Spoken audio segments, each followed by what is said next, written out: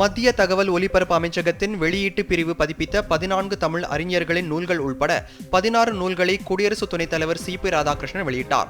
புதுதில்லியில் நடைபெற்ற இந்த நிகழ்ச்சியில் உரையாற்றிய சி.பி. ராதாகிருஷ்ணன் தமிழ் இலக்கியத்திற்கு நூலாசிரியர்கள் ஆற்றியுள்ள பங்களிப்பை பாராட்டினார்.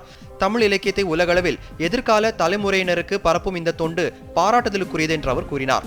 இந்தியாவின் கலாச்சாரத்தை இளைஞர்கள் மத்தியில் பரப்புவதற்கு இந்த நூல்கள் பயன்படும் என்று அவர் கூறினார்.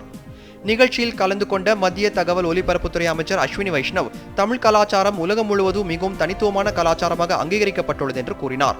நாட்டின் வளர்ச்சியுடன் கலாச்சார பாரம்பரியத்தை பறைசாற்றுவதில் மத்திய அரசு உறுதி பூண்டுள்ளதை இந்த நூல் வெளியீட்டு விழா பிரதிபலிப்பதாக அமைச்சர் கூறினார்.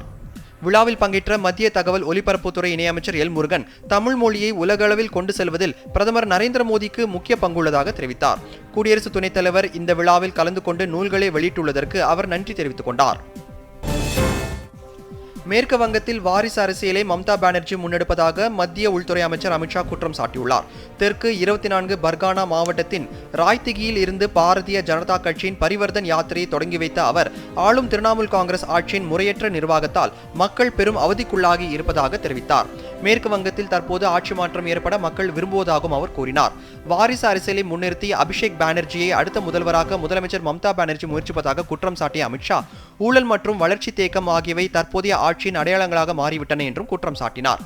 ஊடுருவல் என்பது மாநிலத்தின் முக்கிய அச்சுறுத்தலாக இருப்பதாகவும் பாஜக ஆட்சிக்கு வந்தால் ஊடுருவல்காரர்கள் வெளியேற்றப்படுவார்கள் என்றும் அவர் உறுதியளித்தார். சாத்தான்குளம் காவல் நிலையத்தில் தந்தையும் மகனும் கொல்லப்பட்ட வழக்கில் மார்ச் 23ஆம் தேதி தீர்ப்பு வர உள்ளது. விசாரணைக்காக சாத்தான்குளம் காவல் நிலையத்திற்கு அழைத்துச் செல்லப்பட்ட தந்தையும் மகனும் காவல்துறையினரால் துன்புறுத்தப்பட்டு கொல்லப்பட்டனர். இந்த வழக்கில் காவல் ஆய்வாளர் ஸ்ரீதர் உட்பட 9 பேர் கைது செய்யப்பட்டனர். மதுரை மாவட்ட கூடுதல் அமர்வு நீதிமன்றத்தில் நடைபெற்ற வழக்கில் விசாரணை நிறைவு பெற்ற நிலையில் வரும் 23ஆம் தேதி தீர்ப்பு வழங்கப்பட உள்ளது. ரயில்வே தண்டவாளங்களின் அருகே பட்டம் விட்டால் அபராதம் விதிக்கப்படும் என்று எச்சரிக்கப்பட்டுள்ளது. இதுகுறித்து சென்னை ரயில்வே கோட்டம் தரப்பில் வெளியிடப்பட்டுள்ள சமூக வலைதள பதிவில் ரயில்வே தண்டவாளங்கள் மின்சார பாதைகளுக்கு அருகில் பட்டம் விடுவதை தவிர்க்க வேண்டும். உயர் அழுத்த மின்சார பாதைகளுக்கு அருகில் பட்டம் விடுவது விளையாட்டல்ல. மீறி தண்டவாளம் அருகே பட்டம் விடுபவர்களுக்கு அபராதமும் தண்டனையும் விதிக்கப்படும் என்று தெரிவிக்கப்பட்டுள்ளது. ஈரான் மற்றும் இஸ்ரேலுக்கு இடையே நடைபெற்று வரும் மோதல் காரணமாக பெட்ரோல் டீசல் விலை அதிகரிக்கும் அபாயம் ஏற்பட்டுள்ளது. ஈரான், அமெரிக்கா மற்றும் இஸ்ரேல் இடையே கடுமையான மோதல் நடந்து வருகின்றது. அமெரிக்கா மற்றும் இஸ்ரேல் இணைந்து ஈரான் மீது தாக்குதலை தீவிரப்படுத்தியுள்ளது. ஈரானும் பதிலடியாக மேற்காசிய பிராந்தியத்தில் பல நாடுகளிலும் உள்ள அமெரிக்க ராணுவ தளங்களை குறிவைத்து தாக்கி வருகின்றது. இந்த மோதல் காரணமாக கச்சா எண்ணெய் விலை கிடுகிடுவென உயர்ந்துள்ளது. தமிழ்நாடு மின் வாரியம் தொடர்பான C1, C2 மின் ஊழியர்களுக்கு ஊதிய உயர்வு வழங்காததை கண்டித்து திருப்பத்தூர் மாவட்டத்தில் ஆர்ப்பாட்டம் நடைபெற்றது. திருப்பத்தூர் மின் பகிர்மான வட்ட மேற்பார்வை பொறியாளர் அலுவலகம் முன்பு தமிழ்நாடு மின்வாரிய தொழிற்சங்கங்களின் கூட்டமைப்பு சார்பில் 4வது நாளாக போராட்டம் நடத்தப்பட்டது.